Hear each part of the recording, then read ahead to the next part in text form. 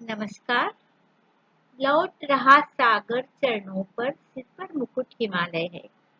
भारत माता की यही तस्वीर, जिसमें उत्तर की ओर हिमालय की चोटियां और दक्षिण की ओर तीन समुद्र जो कन्याकुमारी में मिलते हैं।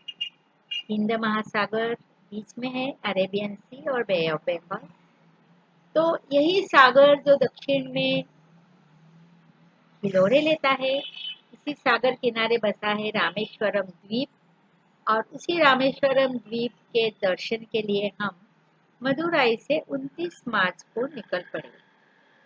29 और 30 मार्च हम रामेश्वर में थे और मदुराई से हम निकले। और तमिलनाडु का जो सबसे निचला लैंड पार्ट था, भूभाग, मंडपम, वहां से फिर हमें पाम्बन ब्रिज मिला।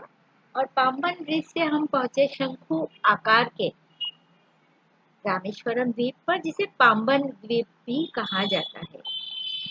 तो यह जो पाम्बन ब्रिज है, यह भी एक अपने आप में अनोखा ब्रिज है। एक रेलवे ब्रिज है जिसकी लंबाई लगभग 2.1 किलोमीटर है। और यह रेलवे ब्रिज 1911 में बनना शुरू हुआ और 1914 में पूर्ण हुआ। मगर इन दिनों समय के साथ इसकी कंडीशन, इसकी हालत क्षत विक्षत हो चुका है और रिपेयर वर्क चल रहा है और लॉकडाउन के कारण थोड़ा स्लो भी हो रहा है। 1988 में इसी की पैरेलल एक रोड ब्रिज बनाया गया, जिसे इंदिरा गांधी ब्रिज नाम दिया गया।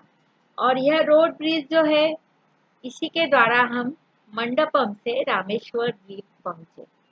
रामेश्वर द्वीप पर पहुंचकर हमारे ड्राइवर ने कहा कि पहले हमें जाना चाहिए धनुषकोडी, क्योंकि धनुषकोडी वह जगह है जहां शाम को 5 बजे के बाद लोगों को जाने की इजाजत नहीं है। और इसका कारण है 1964 का भयंकर समुद्री तूफान, साइक्लोनिक स्टॉर्म, जिसके कारण पूरा का पूरा धनुषकोडी गांव पानी में, समुद्र में डूब गया था। उसके ऊपर से गुजर रही ट्रेन, जिसमें कि 115 यात्री थे, वो भी जल समाधि ले चुके थे। और 1964 के बाद भारत के नक्शे से जैसे धनुषकोडी गायब ही हो गया। उसके पहले तक श्रीलंका का तलई मन्नार आइलैंड और धनुषकोडी आपस में जुड़े हुए थे बोट मेल से, और लगातार आपस में व्यापार, आयात निर्यात सब चलता रहता था। मगर 1964 की इस घटना के बाद पूरे 40 वर्ष लगे। और 40 वर्ष के बाद जैसे एक समुद्री तूफान ने धनुषकोडी को पानी में डुबाया था, वैसे ही जब सुनामी आने वाली थी, तो उसके जस्ट 2-3 दिन पहले 2004 में समुद्र थोड़ा पीछे की ओर हटने लगा और वह ट्रेन जो कि पानी में निमग्न हो गई थी, उसका इंजन दिखाई दिया। और धीरे धीरे तो पूरा धनुषकोडी के गांव का पूरा खंडहर बाहर आ गया। और इस तरह से 40 साल जो हमारी भारत भूमि के नक्शे पर था ही नहीं, वह धनुषकोडी फिर से प्रकट हुआ। लेकिन अब वहाँ खंडहर है और इसलिए उसे तमिलनाडु सरकार ने घोस्ट टाउन, भूतहा शहर की उपाधि दी है। और यह सच भी है, क्योंकि वहाँ 5 बजे बाद लोगों के अनुभव भी अच्छे नहीं रहे और इसीलिए 5 बजे बाद वहाँ किसी को रहने ही नहीं देते हैं। कुछ मछिया उन्होंने बस्ती बना ली है, वहाँ पे उनकी बस्ती है और रोजी रोटी के लिए रहते हैं, पर otherwise totally isolated and totally inhabited, एकदम मनुष्य रहित, इस तरह का वह शहर है। तो इस धनुषकोडी के जो अंतिम सिरा था, जो समुद्र किनारा था, वहां हम पहुंचे। कुछ खंडहर थे और वहां पे समुद्र काफी चंचल था। और कोस्टल गार्ड्स, सीमा सुरक्षा वाले, वहां पे कंटिन्यूसली लोगों को विसल बजा बजा कर एक पर्टिकुलर डायरेक्शन में ही रहने को कह रहे थे। और वहां पे हमने कुछ फोटो खींची, थोड़ा समुद्र का मजा लिया, खंडहर देखे और वहां से हम निकल पड़े। और वहां से निकल पड़े तो हमें पता चला कि ये धनुषकोटी हमारे रामायण काल से भी जुड़ा हुआ है। 10-12 हजार साल पहले जब श्री राम को श्रीलंका की विजय करनी थी और अपनी सीता मैया को वापस लाना था, तो उसके लिए उन्हें धनुषकोटि से कोडी से ही श्रीलंका पहुंचना था। और इसके लिए उन्होंने नल और नील विश्वकर्मा के दोनों पुत्र थे, वानर सेना के प्रमुख थे, उनकी सहायता से पत्थरों से राम सेतु बनाया। और राम सेतु जिसे नल सेतु भी कहते हैं, सेतु बंधन भी कहते हैं, एडम्स ब्रिज भी कहते हैं। और मजे की बात यह है कि नासा ने उसकी तस्वीरों में इस राम सेतु के संकेत पाए हैं।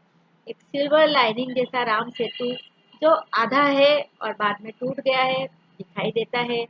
तो यही राम सेतु जो है जिसने श्रीलंका में विजय प्राप्ति में श्री राम की बहुत मदद की। और फिर वापस आके रावण का वध करने के बाद उन्होंने विभीषण का राज तिलक भी यहीं किया। और यहीं पे वो मंदिर है कोथांडा रामेर मंदिर टेम्पल, जहाँ पे विभीषण का राज तिलक किया गया। तो धनुषकोडी से निकल के हम इस मंदिर के भी दर्शन करते हुए निकले। तो इस तरह से ये रामायण से जुड़ा हुआ जो क्षेत्र है धनुषकोडी, वहाँ के दर्शन के बाद और विभीषण के राज तिलक के मंदिर के बाद हम जो पहुंचे तो हम गए उस म्यूजियम में जो कि एपीजे कलाम का घर है और उसे म्यूजियम में कन्वर्ट कर दिया है। उनकी सारी तस्वीरें, उनके सारे कोटेशन सब कुछ वहाँ देख सकते हैं। म्यूजियम देखकर और अपने आप को सराहते हुए कि हमें इतने अच्छे राष्ट्रपति, इतने अच्छे डीआरडीओ डायरेक्टर मिले जिन्होंने हमारे हमारे देश के युवाओं को ही नहीं सभी को एक नई दिशा दी। हम निकल पड़े और पहुंच गए होटल अशोका में।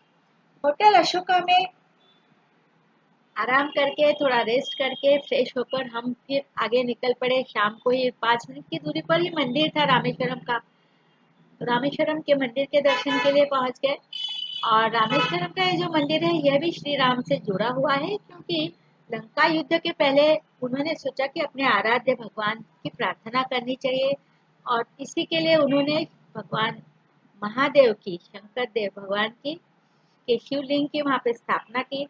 और शिवलिंग की स्थापना के बाद ही एक और भी शिवलिंग उन्होंने मंगवाया हनुमान जी से बनारस से, तो वही रामेश्वरम मंदिर के रूप में प्रसिद्ध है।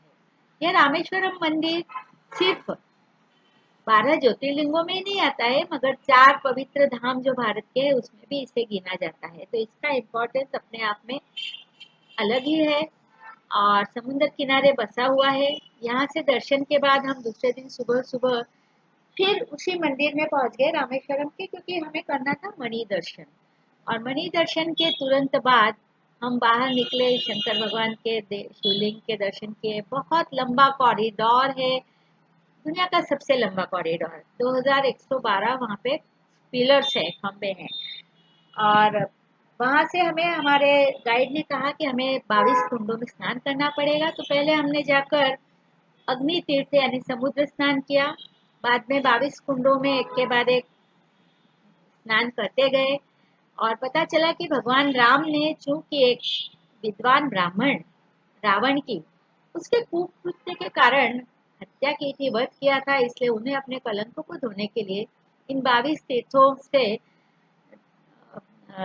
में स्नान करके और अपने आप को कलंक से मुक्ति पाने के लिए किया। और यही भावना हमें भी लगी कि जो कुछ भी हमारे आसपास होता है, हमसे जाने अनजाने अगर कुछ होता है तो उन सब से मुक्ति पाने के लिए ये 22 कुंडों में स्नान भी अपने आप में एक अलग ही अनुभव देता है।